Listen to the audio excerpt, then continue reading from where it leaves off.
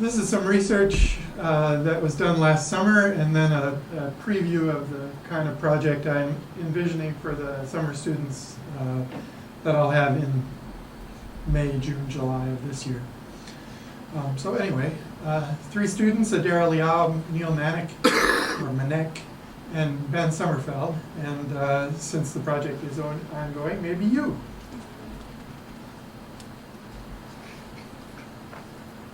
All right, so the first problem we'll start out with is from the Bernoulli brothers, famous Swiss mathematicians of the late 17th century. And they asked, suppose a bead travels along a frictionless wire, and that the only force acting is gravity.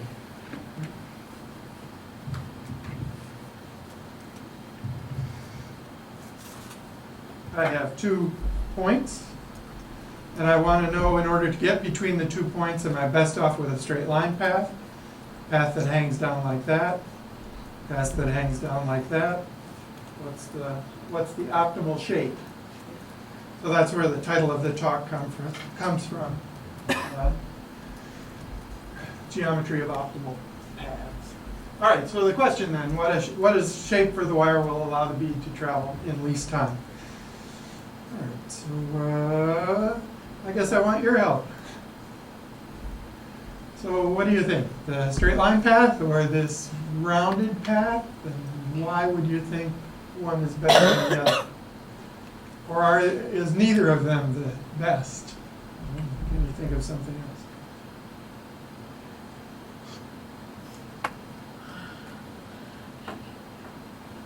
Take a stab.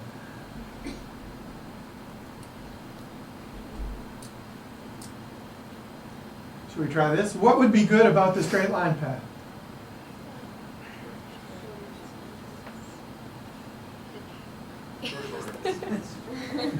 First order statistics would be good about this, right? Yeah. What do straight line paths minimize? Yeah, the distance, right? You realize the distance between 2 points by drawing a line segment and measuring the segment. Okay, so what hasn't this accounted for? Well, the gravity, right? The gravitational force. We have gravity running down is the setup here.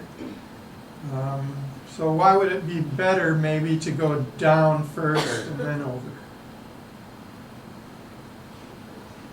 Talking about the particle's time of travel, so we're talking about its speed.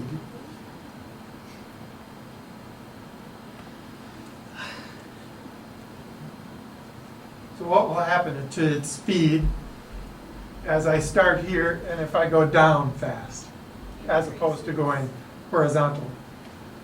It accelerates.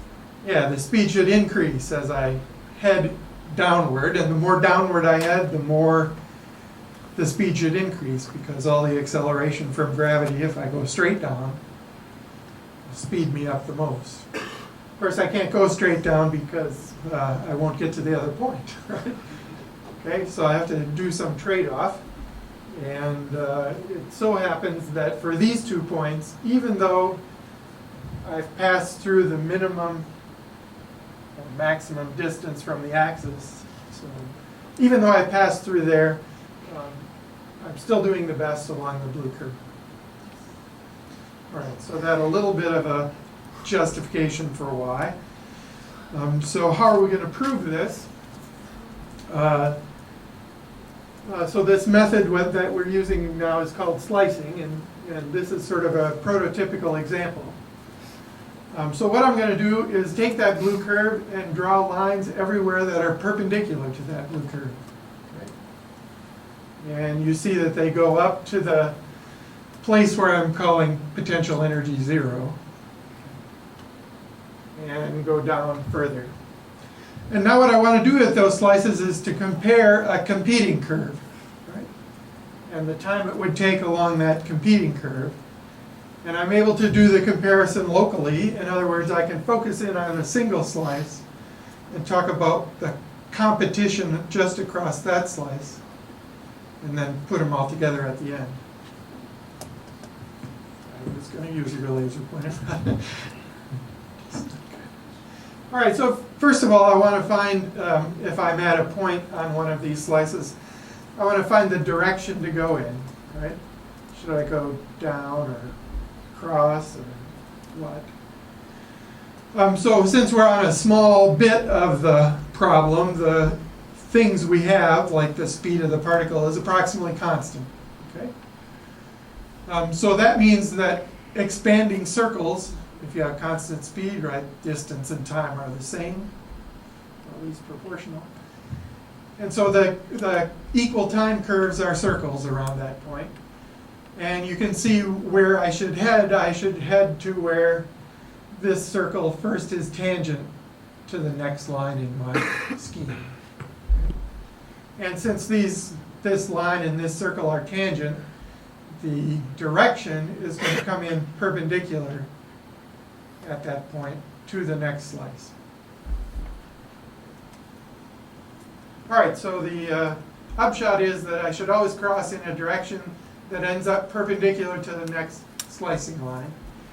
This same picture holds all along the slice that I'm on, right? All along the slicing line that I'm on.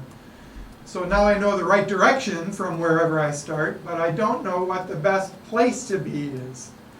So that's the next consideration. Okay.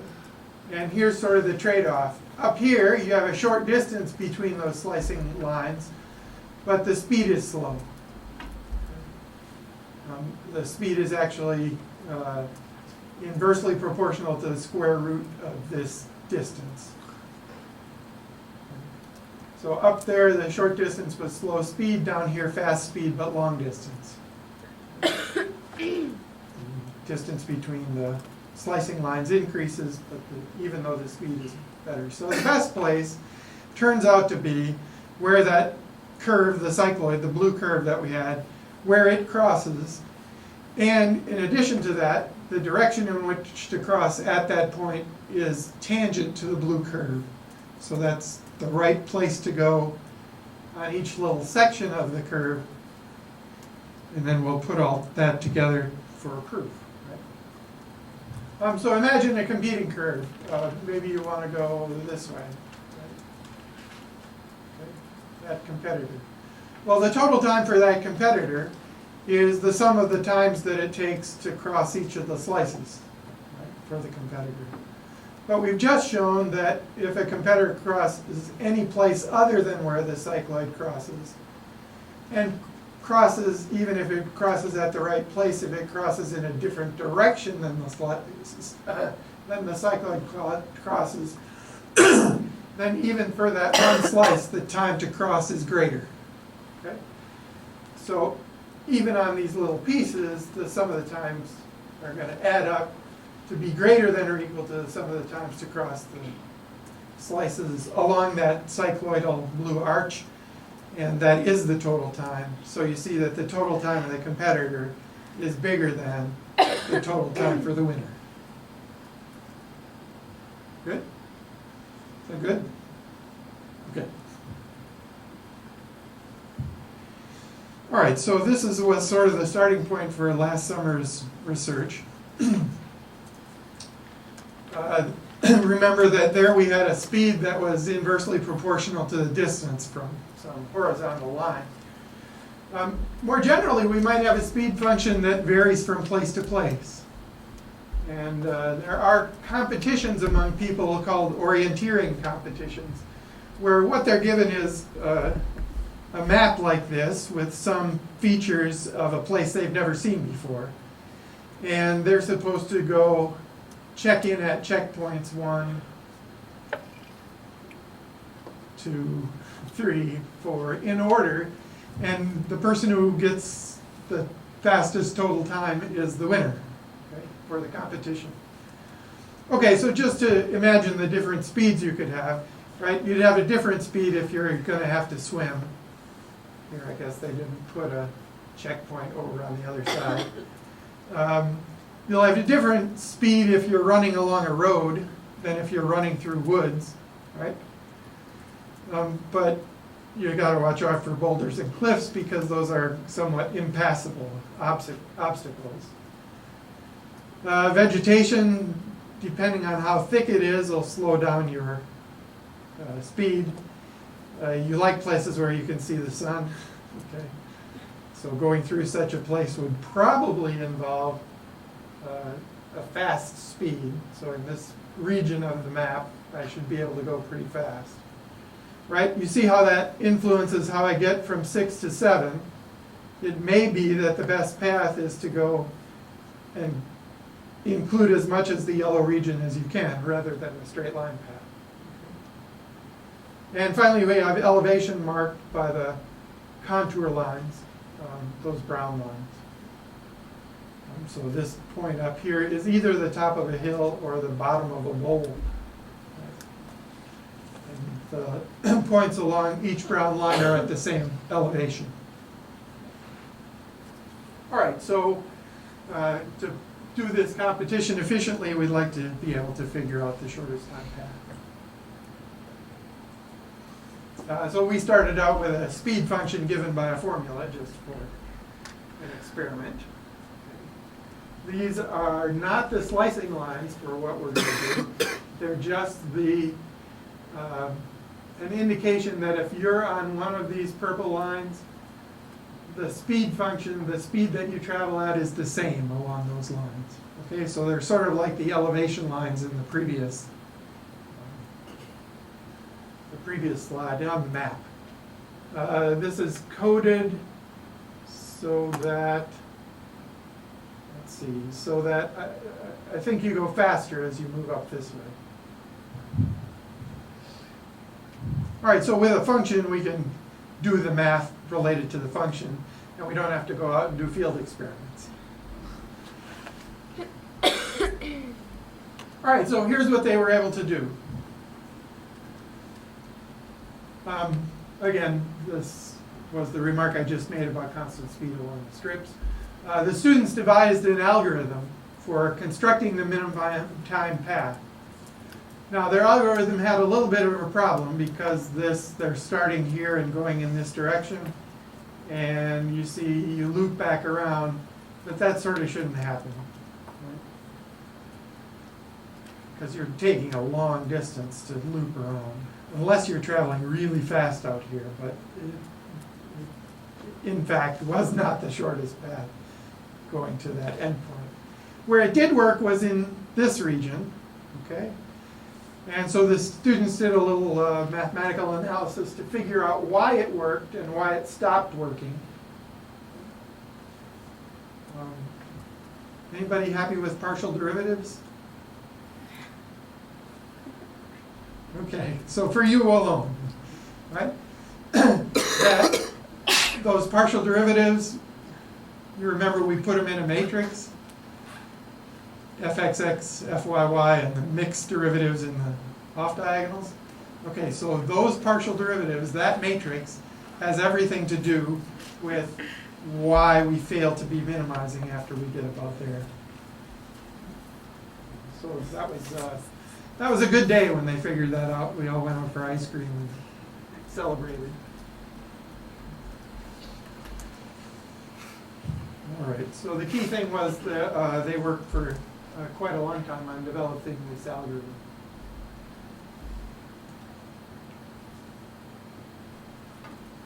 All right, so this research was sponsored by the LURE program. LURE standing for Long-Term Undergraduate Research Experience. Should say in mathematics here. This program is sponsored by the National Science Foundation and by the Arts and Sciences Dean's Office. We have currently 5 schools working on the grant. The time for summer research runs from about the middle of May till the end of July. We have a conference at the end of July. Last year we went to Central Michigan University, and all 20 of us went out there and rented vans from Lansing and drove. Anyway, we got there. It was really a great experience for the students, both to travel and to actually present their work to other undergraduates who were also presenting things that they'd worked on. Last summer we had 5 projects. This summer there'll be 4. The professors involved are Dr. Charlesworth, who's working with a group of students on ways to produce logic games, like those logic games where you have Smith, Robinson, and Jones are on the train, and one smokes Chesterfields and the other smokes Lucky Strikes, and who's going to Boston is the question. You remember those. Okay.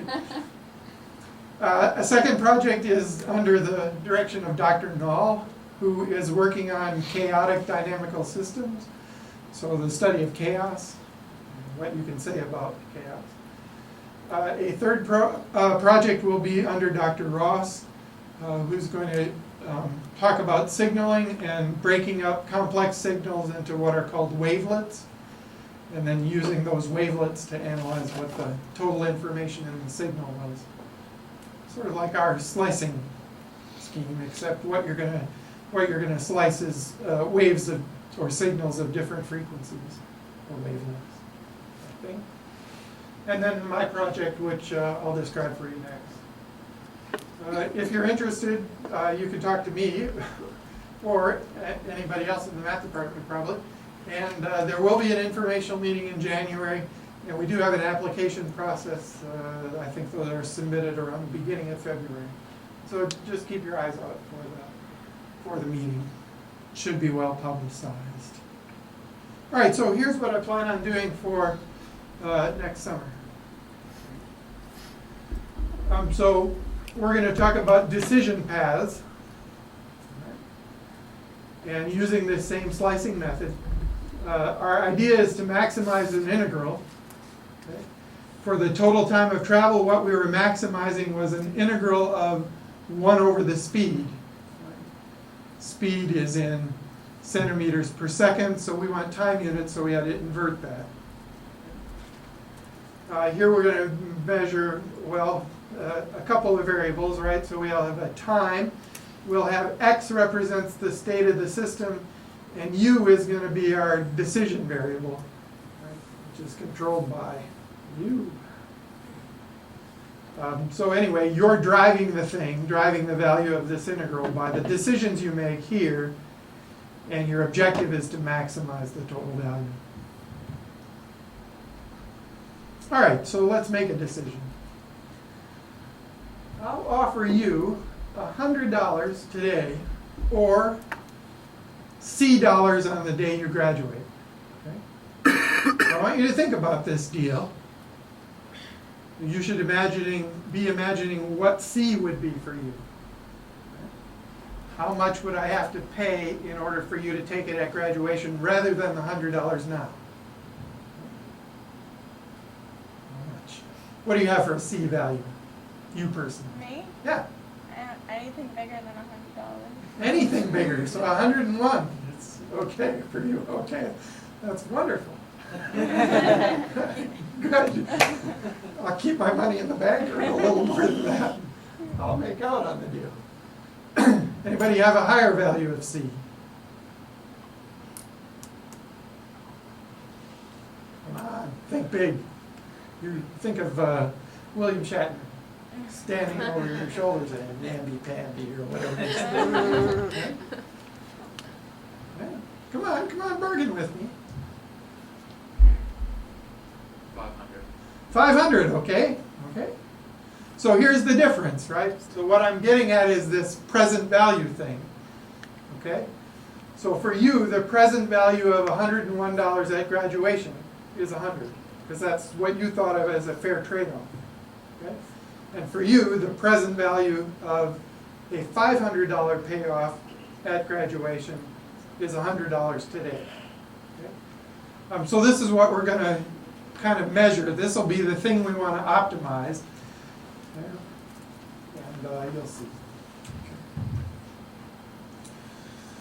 All right, so again, the terminology is the present value of a future payment of C dollars is for you equal to $100. And we usually write this in the form of an exponential. Okay? So assuming you want more, then I have to have a decaying exponential. Time here would be 4 years hence, or 3.5 years hence, for freshmen anyway. And then this R differs from 500 to 101. For 101, right, I'm not going to have a very big R at all to get back to $100 today. So R is going to have to be pretty small. And for 500, R is going to be pretty big because as I pull that 500 back, 3.5 years, it shrinks to 100. Okay, so I have exponential decay in reverse is what the model is. All right, well, I could make a bargain with you to pay you every year a certain amount of cash. Okay, and then you could compute the present value. So if I'm going to give you whatever I'm going to give you yearly, then the present value would be the sum of the total payments would be the sum of the individual present values. And then because we're in math and like calculus, we're going to go to a continuous stream of payments, more or less payments every day. And for that, this sum turns into an integral. And again, it's the cash I'm giving you at time t discounted by the fact that it's in the future.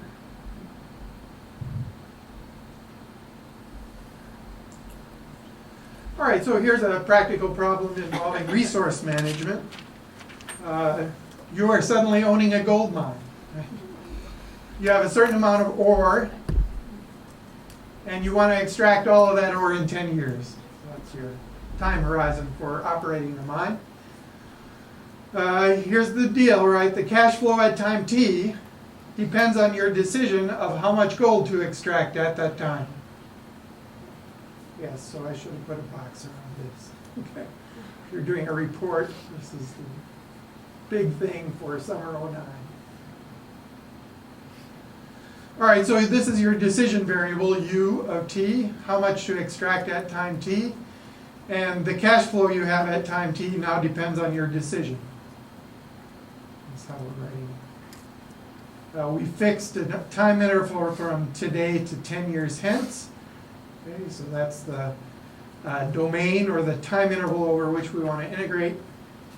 And oh shoot, if you're taking notes, there should be an e to the minus rt here. So discounted value for future payments. So on the one hand, you'd like to harvest everything today, extract everything today, and sell it.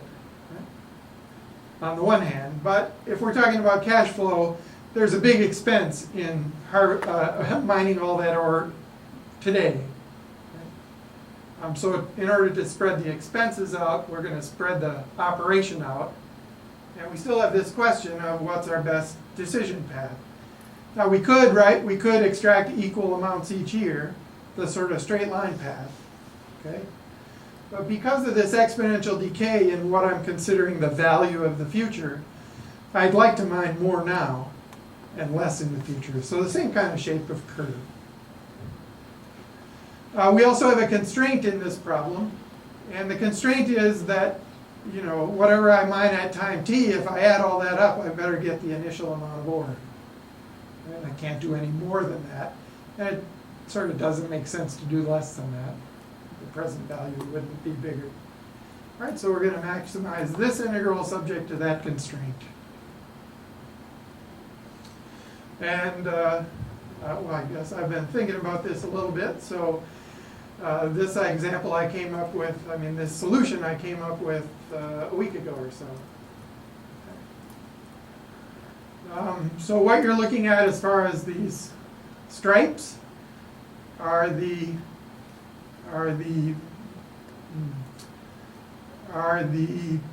sort of maximum present value given where you are. So for example, if I'm down here, I don't have very much ore left, so my maximum present value isn't very big, right? But as I go up back here, the maximum present value is quite a bit higher here before I started the process. All right, and I'm using those as actually in this example, as the slicing sets. And the red curves are the curves that give me the maximum present value. Here starting with 8 units of ore, here starting with 10, here starting with 6, and so forth. So this is just as a demonstration that the slicing idea can work in this setting. And then here's sort of a bigger problem involving resource management. Mostly because unlike the mine, this is a renewable resource. I still want to maximize the present value, but I have another goal into making that resource sustainable. Okay? And I think for a definition of sustainability, what I want to do is sort of the opposite of, whoops, that was not good. Go up. There we go. Sort of the opposite of this. I don't want the value to go down as time increases, because that's not sustainable, that's not fair to the next generation if I take too much of the value out of it. So that's my idea for sustainability. The present value 5 years from now should be roughly equal to the present value now. Okay? And even better for the next generation, if I want to invest in them, would be to make that value higher than what it is now. And then I wanted to say one word about equilibrium. This has to do with the population dynamics. And let's see, to do this, I need a different application. I guess we'll just end that. End it. And that. And what I do want is this.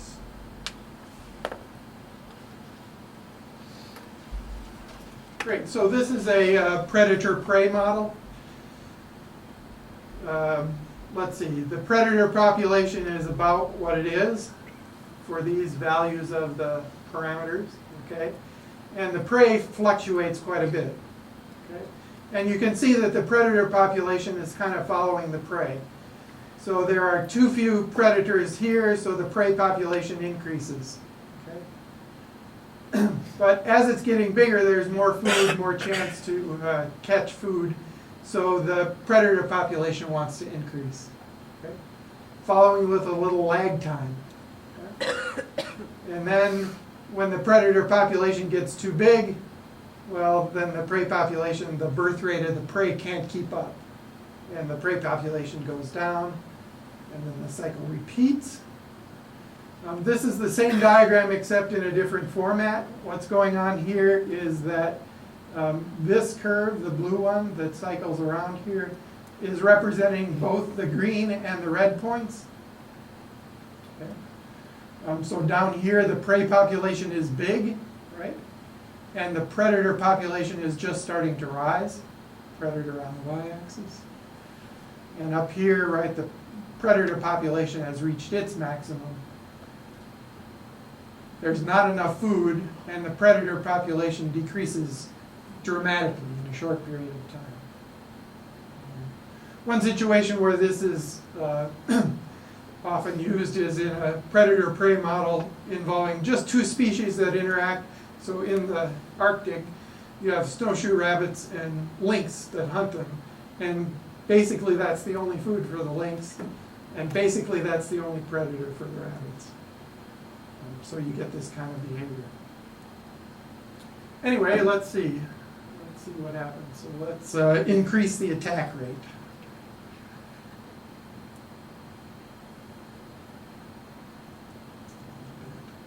This takes a little while to update. Yeah, so you can see the curves have flattened out. Okay. And now if I increase it too much, wait to update, then I get a dramatically different thing. And you see now the equilibrium point, right, which is where in this diagram where the red and green lines cross, has gone to a very small population of the prey. Right? By increasing the attack rate, number of attacks per month, we decrease the value at which the prey population stabilizes. All right, so my setup was to manage a fishery in which I have two species of fish, one a predator, one a prey. So I have to account for this sort of model going on, plus I have to account for my present value calculation. And seems like an interesting thing to try and work out, so that'll be this summer's project. And I'll stop there.